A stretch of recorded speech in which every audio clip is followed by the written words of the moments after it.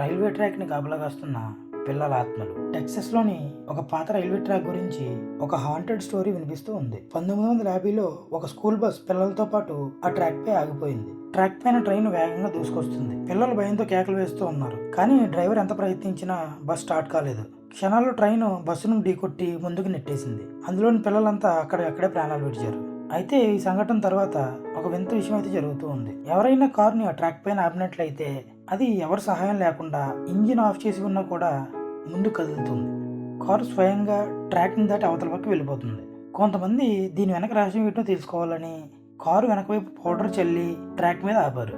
Car కదిలాక దాన్ని పరిశీలించి shock అయ్యారు. ఎందుకంటే కారుపై చిన్న చిన్న చేతిముద్దలు కనిపించాయి. అక్కడి స్థానికులు అవి చనిపోయిన పిల్లల ఆత్మలే, వాళ్ళలా ఎవరో రైలు కింద పడి చనిపోకుండా కాపాడుతూ ఉన్నారని ఇక్కడ స్థానికులు నమ్ముతూ ఉంటారు. అయితే ఇది ఎంతవరకు నిజం, లేదా దీని వెనక ఏదైనా రహస్యం ఉందా, లేదా దీని వెనక ఏదైనా సైన్స్ ఉందా అనే విషయాలు ఈనాటికి తెలియలేదు.